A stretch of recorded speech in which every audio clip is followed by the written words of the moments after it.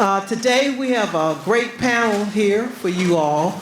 I know you all have a lot of questions you want to ask about law school, and we have the Black Law Student Association's presidents.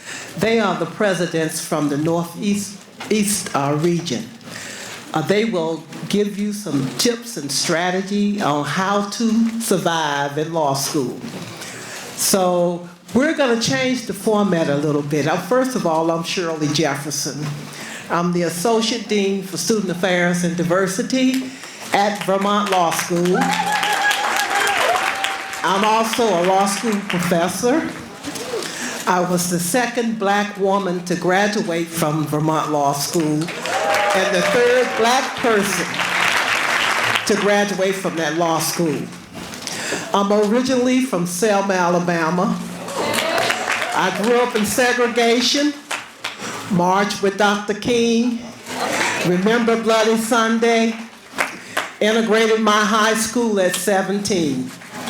And if I can go to law school with $1 in my pocket and a baby on my back, you all surely,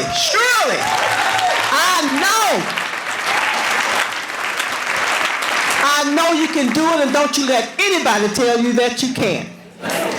I'm going to turn this microphone over to my co-moderator, Dean Rhonda Harrison, and she'll tell you about her. Thank you, Dean Jefferson. My name is Rhonda Harrison. I am Assistant Dean for Academic Success and Bar Readiness at Thurgood Marshall School of Law in Houston, Texas. I got my bachelor's degree, master's degree, and my JD at predominantly white institutions where I was sometimes the only Black female in the class, or sometimes, anyway. So I had to be an educator a lot of times, let's just put it that way, informing people of my culture, my background, and tuning out the naysayers, the people who doubted me and had never been around people who looked like me at certain levels in certain rooms. I started law school with a husband and a 1-year-old. While in law school, I had my second child. I also went through a divorce and worked full-time through law school, took the bar, single parent, 2 children, passed the first time, working a full-time job. So I don't say that to pat myself on the back. I say that because I know that there's someone in this room who is similarly situated, who may have people in their circles that say, why now? Or why you? Or maybe you should wait.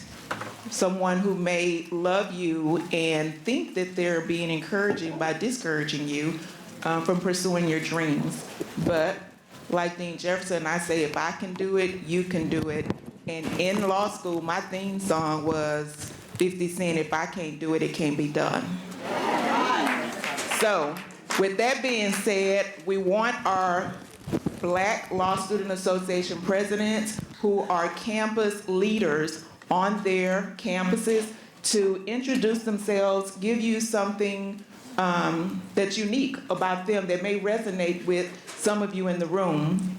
After that, we will open it up to questions and answers. We have prepared questions, but we thought it would be more beneficial if you were able to ask your own questions, things that relate to you, things that would be most helpful to you. So we'll just imagine we're in a living room. I know it's a little large, but we're sitting in the living room and we're family. So don't be shy. Don't feel like you're the only one in the room who has that particular question. And we're going to have an open, honest, frank conversation amongst family. With that being said, we'll start here at the end. Good afternoon, everyone. My name is Max Markham. I'm a 2L second-year law student at NYU downtown. So I want to first start out by saying thank you to both of our deans. I feel very honored to be in the same room and to have have heard your stories, and I feel inspired just from hearing that. So thank you for having us and for doing this. Thank you to the National Blackprelaw Conference. This is a really great opportunity to be here. So I'm the co-president of our Balsa Association. We have now one of the larger Balsas we've ever had in the history of NYU. NYU was also the founding chapter of BALSA, the Black Allied Law Students Association, in 1968. So 52, going on 52 years strong. I am born and raised in New York, so I didn't go too far when I chose law school. But I'm turning 30 next year. I spent 6 years working in local politics and government. I worked for the first deputy mayor for about 3.5 years, and before that I worked for a state senator. So I don't know if I'm quite yet ready to say that I'm a second career person, because I feel like that ages me a little bit. I'm trying to keep the youth. But for anyone who that may resonate with, I hope you know that it's never too late to be looking at law school. And then I also am a Root Tilden scholar, so I'm a public interest fellow. My tuition is paid for through a scholarship, and I've committed to doing at least 3 to 5 years, really a career, but 3 to 5 years of public interest work after graduation.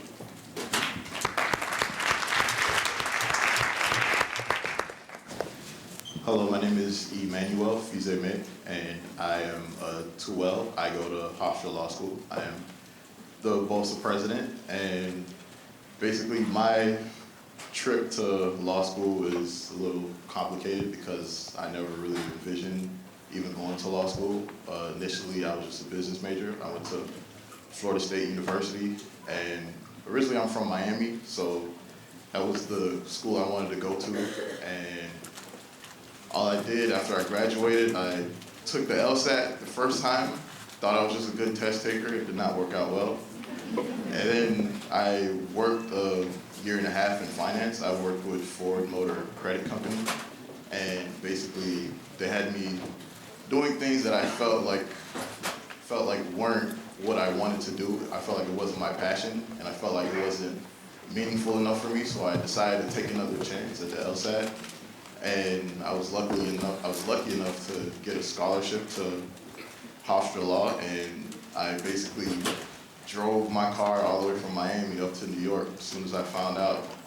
Stayed in a hotel until I was able to finally get an apartment, and I just did it all for the dream, because honestly, if you're sitting here today, it's a first step in the right direction, because you're taking time out of your schedule to learn and become a better student. And honestly, it all starts with just having that passion and just going above and beyond and taking steps like this, because I didn't believe in it, but you never know what you can accomplish until you try. So just put your foot out there and you're already in the right direction.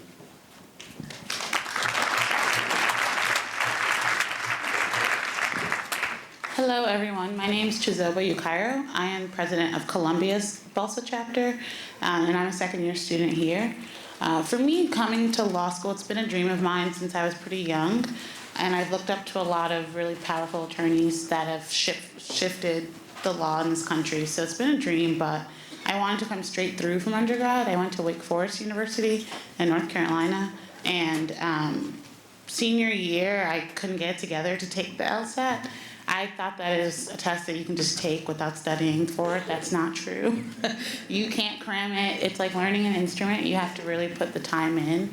And so I got a really low score and essentially took a year off to become a better applicant and get some work experience. So I stayed there and I worked for a year. And I say that to share, like, you don't have to go straight through. There's a lot of paths to law school, as you've already heard, and all of them are the right way to get there. So taking it again and spending time becoming a strong applicant was important for me. I also needed time to find scholarship.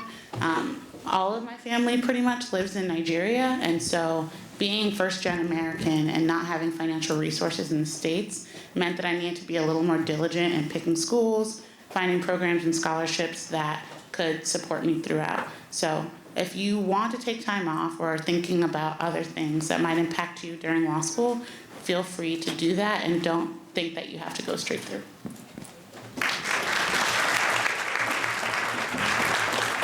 Hello, my name is April Minot. I am a 2L at Cornell Law School and the president of the BALSA there.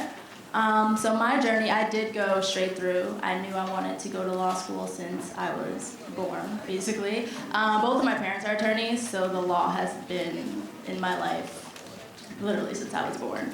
And when I was younger, I wanted to do workers' comp. I wanted to be just like my parents. So both of my parents are workers' comp attorneys. And when I was little, they had these pictures around their offices of like how much a pinky finger costs, like if it got cut off at work. And I was like, this is the coolest thing ever. And so that's why I wanted to go to law school. It's like, I'm gonna be just like them. I'm gonna be trying to figure out how much a big toe costs, all this stuff. And then I turned 13 and I was like, that's weird now. So I'm not too sure exactly what I wanna do with my law degree. I'm interested in labor and employment law, sports law, so probably something in between there. I'm also interested in criminal justice, or maybe criminal defense, I don't know, we'll figure it out.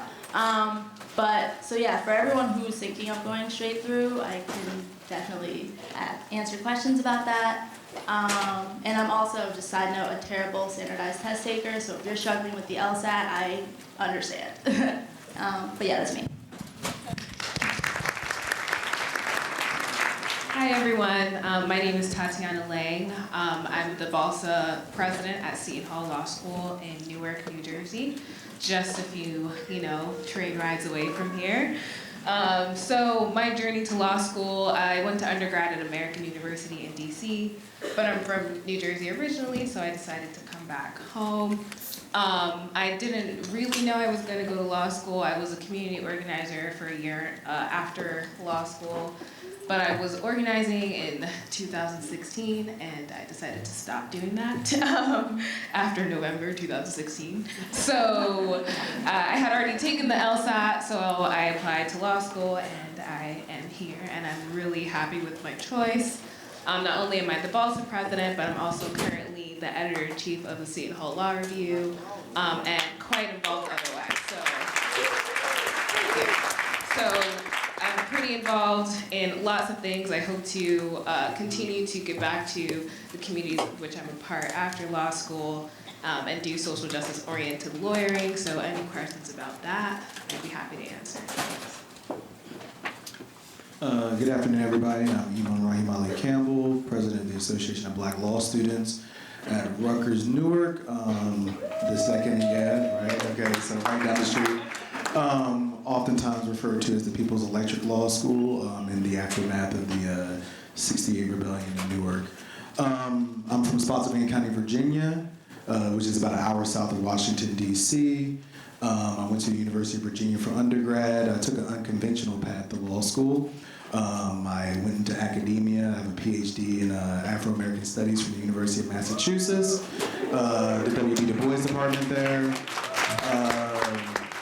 Was a dissertation fellow at UPenn, was a professor at Washington and Lee University. However, in the English department, but during my time as a doctoral student, I was involved in a campaign called Justice for Charles. I was one of the organizers where there was a man named Charles Wilhite, a black man, 25 years old, who was wrongfully incarcerated for a murder he didn't commit. So we launched a 2-year campaign to free him. After 2 years of that campaign, we got him a retrial. In the retrial, he was found not guilty and he ended up with a $1.4 million settlement from the city of Springfield, Massachusetts. So a lot of the story about me being in a law school really has to do with my connection to the Black freedom struggle. And I think that no matter what path you decide to choose, you will be inextricably connected to that Black freedom struggle. Thank you.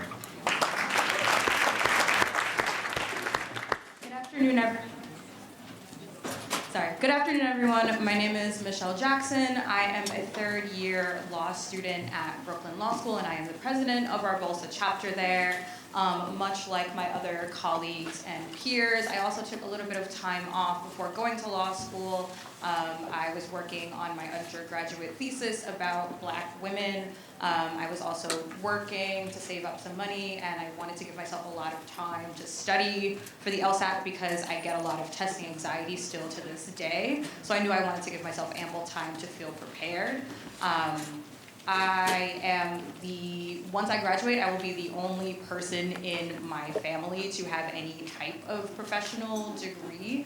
And I will be the only person in my immediate family to have education higher than a high school degree.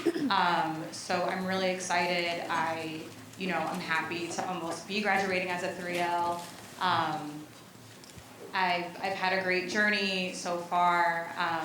Law school is something I've wanted to do for a very long time, and it's been really great. I'm also one of the few openly queer Black women in my school, which is something that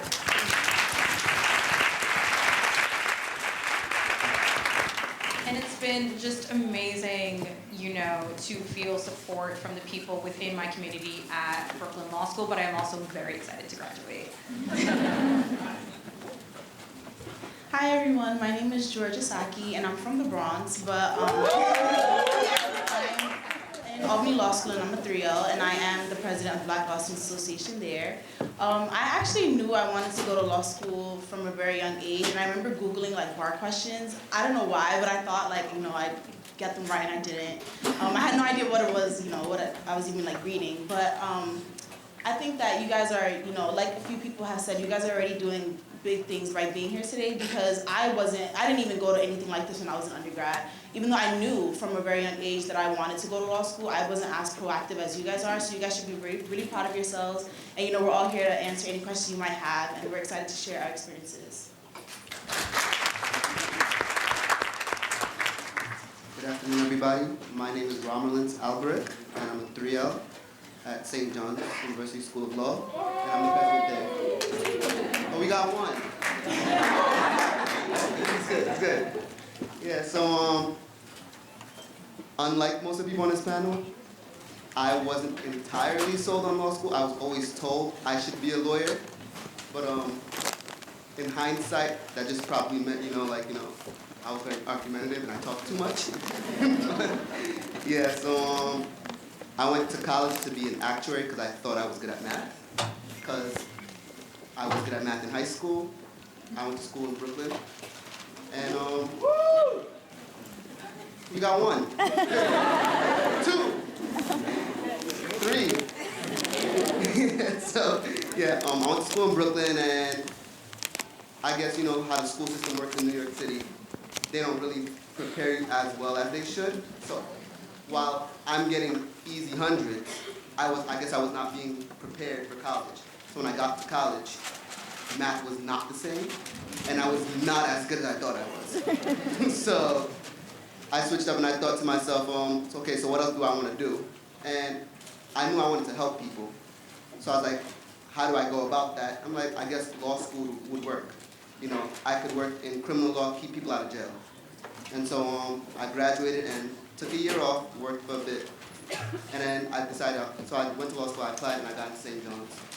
And I'm the first person in my family to go to law school.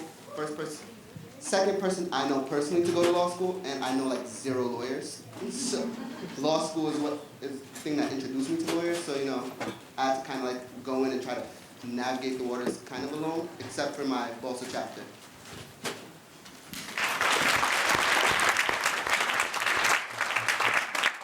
So hi everyone, my name is Maya Kwasi. I am a second-year law student at CUNY School of Law. Okay, welcome.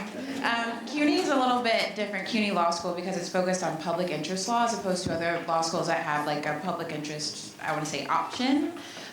But CUNY is completely a public interest school. That's why everybody went to CUNY, which is very interesting to be in a space full of people who are dedicated to spending their careers helping others. So that's been really inspiring to me.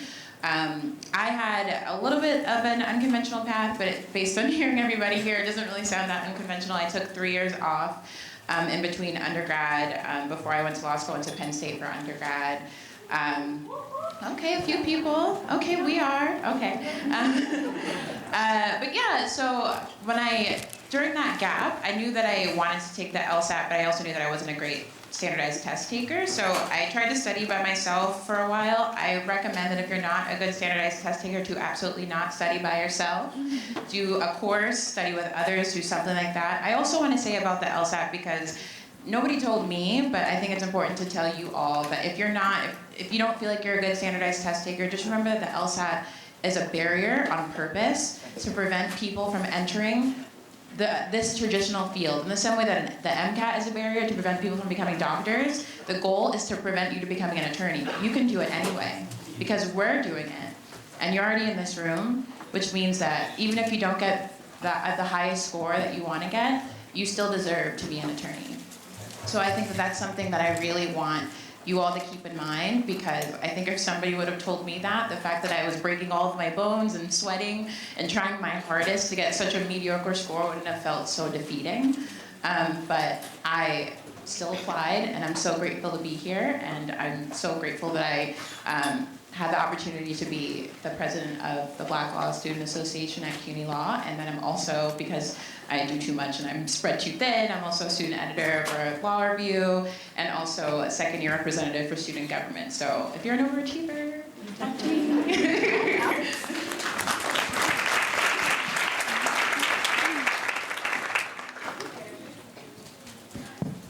This time, we would like to have questions from you all. You all have traveled from all across the country to be here, so we want to make sure that you leave with those curiosities, concerns, heartburn, everything addressed.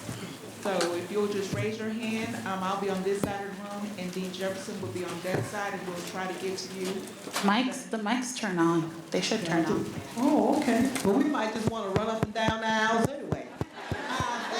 That's what I'm talking about. I want to read it by Jerry Springer Day. Come on, young man. Come on down.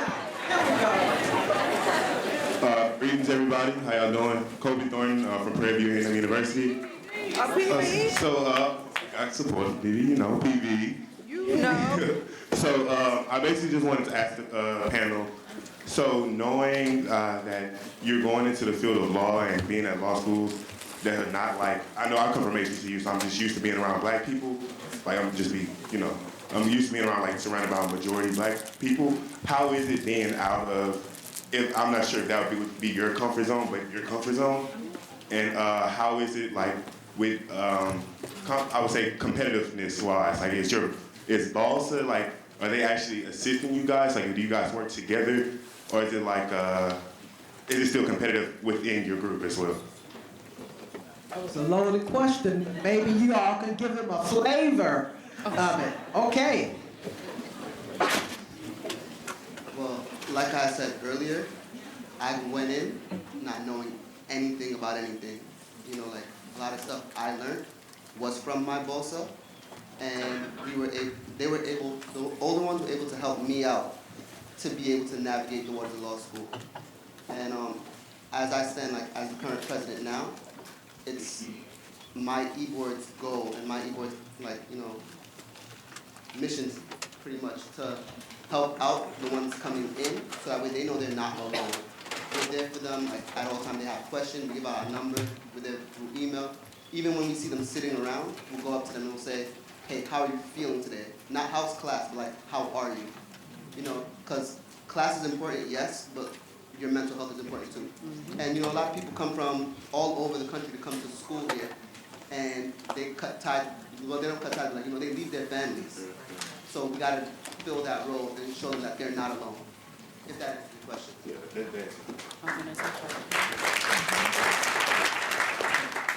Do anybody else? Okay. Yeah, I just wanted to do a quick response to that. I just wanted to read something because I think, and I've read it to some of the members of my chapter, which I think kind of puts things in perspective when it comes to being a black law student. This comes from The Atlantic. It reads, it's talking about President Trump. Trump's only true skill is the con. His only fundamental belief is that the United States is the birthright of straight, white, Christian men, and his only real, authentic pleasure is in cruelty. It is that cruelty and the delight that it brings them that binds his most ardent supporters to him in shared scorn for those they hate and fear, immigrants, black voters, feminists, and treasonous white men who empathize with any of those who will steal their birthright. And so I just wanted to stop there to really put in perspective what not only I feel our role is as the Association of Black Law Students to look out for one another, because it's not just about being in law school and getting somewhere, but our bodies are literally on the line every day when we operate in this world, when we function in this world, but also to support one another, not only academically, but in terms of just our beings, from, you know, having Friendsgivings, or just in terms of having, you know, wine conversations. But the stakes are much higher for us as Black law students. And me coming from a predominantly white county, I definitely understand how it operates in a whiter space like Rutgers, despite being in a very Black city. Yeah.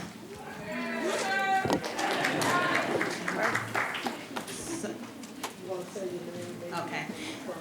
So my name is Shahida. I'm from Suffolk County, Long Island, and my question relates to the LSAT and the difficulties that the LSAT poses. And like I said, it creates a barrier from, I think, African Americans getting into law school, because to me, the frame of mind that you need for the LSAT is not traditional to our culture. So I'm a high achiever usually, but I have scored, sorry, I'm nervous. I have scored a 143 in the LSAT 2 times. A person that never had to study for anything. Now, a little bit about my background is, the last time I took the LSAT was probably 5 years ago, and I had 4 children. Now I have 6. So I'm trying to get a perspective on somebody that has maybe a lot of distractions on how I pass this LSAT, because it's the main factor that's discouraging my path to law school. Yeah, so I mean, I think for people with very busy lifestyles with so many different factors at play, I really recommend a class or some sort of course that has a blocked off schedule of time where you have to sit down and, you know, apply yourself. I'm sorry. Caveat, I spent $1,300 already on a course and got the same exact score. You're supposed to get your money back. If I may interject, the LSAC, who develops and administers the LSAT, now has a free online course that you can do at your own pace, you know, for however long. So it's a diagnostic test first. So we'll identify what your strengths and weaknesses are, which portions of the test may be most challenging to you, and then it will give you exercises and instruction on how to strengthen your areas of weakness, as well as continue to strengthen, you know, the areas that are already strong, so that you can achieve a higher score. And it's free. It's online. They've collaborated with Khan Academy. You all may have used Khan Academy in high school or college, but they've collaborated with Khan Academy, and so the LSAC now has a free LSAT course that's online. You can do it at your own pace from home or wherever, and it's all online. You know, I think my suggestion would be, you have to take at least about 4,000 or 5,000 of those questions under the time constraints, over, almost like you're a robot. And they get a lot of those questions from the New York Times, the Monthly, Quarterly, and the Economist, which Black folks can't afford. So go to the library and get those articles. That's where they're getting them from. But nothing beats you going through it. You gotta take yourself through it. It's like the bar exam. You can take all of the courses, pay all the money that you want. You have got to invest the time. Over, I'm saying to all of y'all, over and over again. Nothing. There's no book, there's nothing that can help you. You have to do it yourself. Your brain, your mind have to do it. Time, over and over, until you're drunk and impregnated with that knowledge.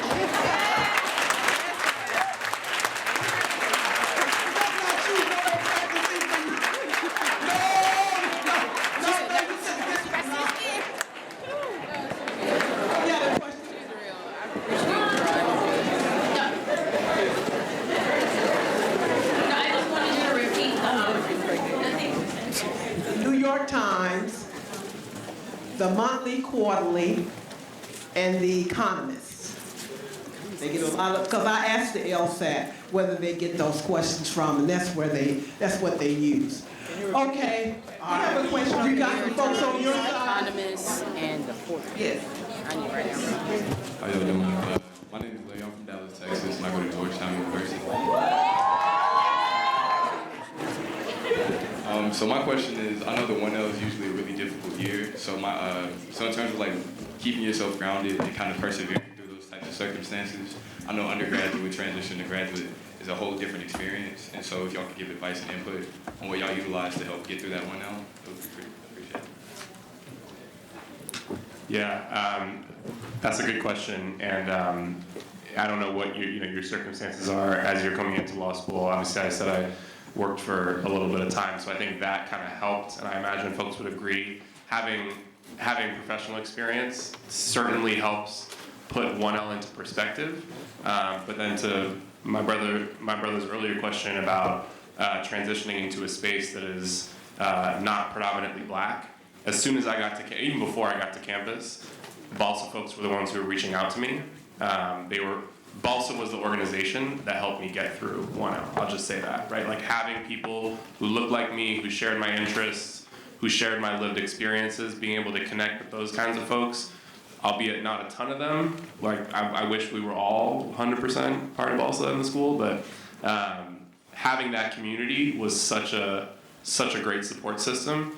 At NYU, we have what we call a book room that's in one of the dorms where we have a bunch of copies of textbooks, so people in Balsa don't have to actually shell out the thousands of dollars to buy the textbooks. We can go into the book room for free and take the books out. We have tons of opportunities, particularly for 1Ls, to connect with professors, to meet other professionals who are lawyers, maybe who have taken career paths that other folks want to pursue as well. And I think honestly, just making sure the actual classes, the doctrinal classes, can be so overwhelming and can seem so foreign. So making sure that you have whatever it is that keeps you going, whether it's fitness or being able to read personally or being able to do volunteer work, making sure you carve out a time to do that every week, every day, every month, whatever the frequency is that you need, making sure that your mental health is secure. And that also for me tied back to Balsa, making sure I had a strong supporting group of folks around me. So that would be my advice to you as you're transitioning into law school. But also to just remember, like, the law unfortunately does not look like this room, and we are all going to experience very similar kinds of trials and tribulations as we go through, and you're not alone. So just sort of know that as you go through.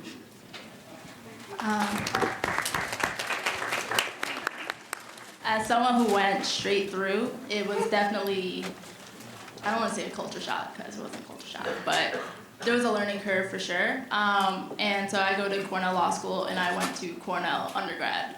And I was on the same exact campus. I just went to a different building and it felt like an entirely new world. So Balsa for sure was like the number one thing that helped me stay sane. We have Balsa mentors.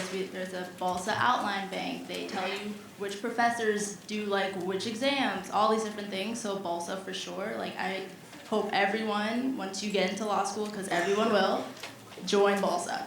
Okay. And also, your mental health is so important. Do not let any school tell you otherwise. If you feel like, you know what, today is just too much, take a break. Okay, you can miss a class. Don't miss too many, but you can miss a class. So that's what I say. Your mental health is so important. So remember that.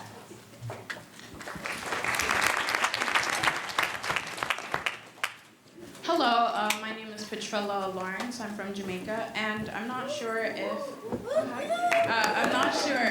anyone on the panel is an international student, or perhaps you've encountered or have interactions with international students, because it's quite the application process for law school and just opportunities that are available for us. It's quite different from that of persons that were born here. So my question is there any advice that you would give to an international student as it pertains to applying to law school, or do you know of any resources that you would share with us as international students? I myself am not international, but I'm first-gen American and do have family members that are international students in the United States. I think to be direct on with your question, the application process itself, you can apply from a lot of different perspectives. I would try to be authentic and represent who you are as a Jamaican citizen, as someone who can bring something unique and special and powerful to American jurisprudence, right? I don't think you should change that in any way. And in terms of the LSAT and other things that are really focused on the US sometimes, trying to get as many opportunities to practice and learn and be prepared for that honestly will be helpful. I think the biggest learning curve my family has, in addition to already being in law school or other professional programs, is all of the background that we learn in the States that you might not get in other countries is hard to also learn on top of being in med school or law school. So if you can be in a position to learn those things, that would be really helpful. But other parts of your application that are written, I think you should just represent yourself as authentic and as fully as you are, because that doesn't have to be from the US. Hello, my name is Azra Carrington. I graduated from the University of Hawaii 2018. And it's not surprising to run into politicians and political figures who perpetuate white supremacy. And I was curious if you run into this in law school and how do you navigate those spaces? Good question. So, I, this semester, have been dealing with a first-year professor who says the N-word almost every year in her class. She is a white woman. She's also the head of our social justice scholarship program. We're looking to get her out. We're looking to get her out. Call us up. Let us know. We'll help. Seriously. And so I say that to say it takes a team. It has taken the rest of the e-board. It has taken the other students. It has taken white allies who also care about dismantling white supremacy. You gotta go and you gotta do the work, and you gotta do that, to ensure that other people who look like you and look like us don't have to deal with that, because that's not fair to anybody. No one should have to deal with sitting in classes that make you feel unsafe, and that's something that you're dedicated to doing. Go in and do it. Hi, my name is Alchemy. I go to UC Davis and I'm a fourth year, so I'm starting to prepare for my gap year.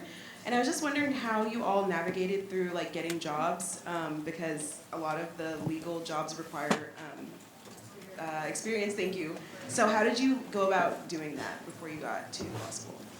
So I want to answer this one. So when I graduated when I graduated undergrad, I worked at an anti-poverty nonprofit organization, and then I realized that because I wanted to go to law school, I needed some sort of legal experience to make sure that I wanted to do this very expensive thing that I wanted to do. So I was a criminal defense investigator for a public defense office in the city. And I got that job because I networked my way in. So I think this goes for not just legal jobs, but any job. Just applying through a portal, there's a very low chance that you'll be able to hear from someone. If you network your way in, use your family, use your friends. Use is not the right word. Rely, encourage, whatever word you want to use.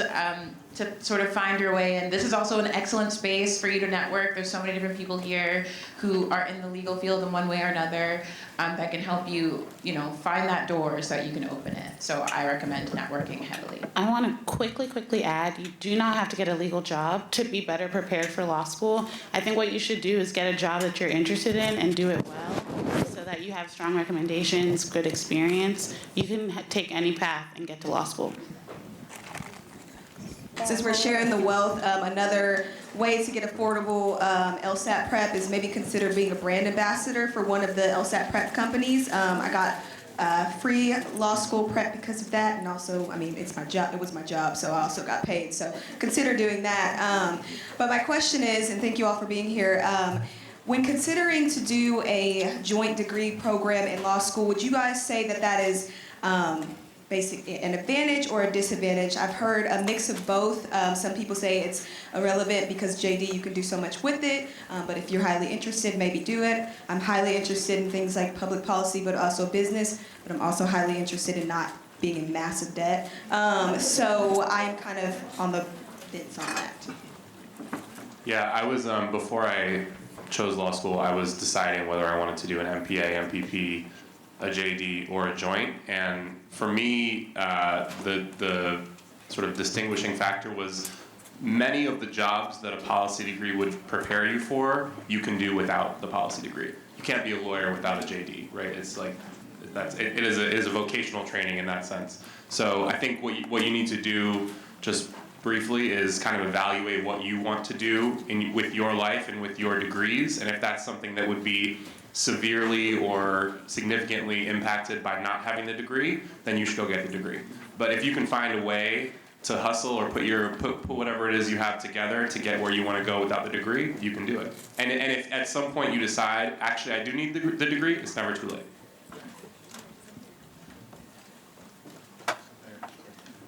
Hello, everybody. My name is John Rocky Flibble. I'm a student here at CUNY John Jay. I'm an Asian American. Bio. So my question was, because I'm an English major and like reading is fundamental, I was wondering like what were the texts or the books, poems that like got you through undergrad, law school? Like what are the words that echo in your head? Yeah. Goodness. Yeah, so I was a literature professor. Goodness. I focused on early American literature, which was always interesting to teach at Washington and Lee, to actually have Robert E. Lee's old office as a black faculty member and teach early American literature to a predominantly white student body. I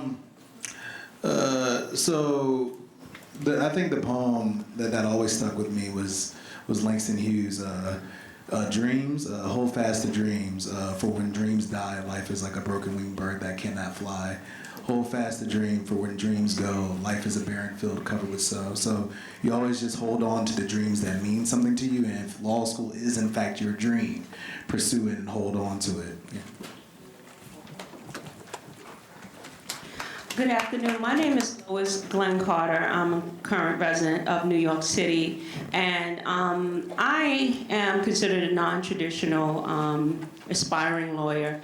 I am over the age of 40, and I'd like to know how many other people in this room are over the age of 40 that are considering law school by raising hand or standing.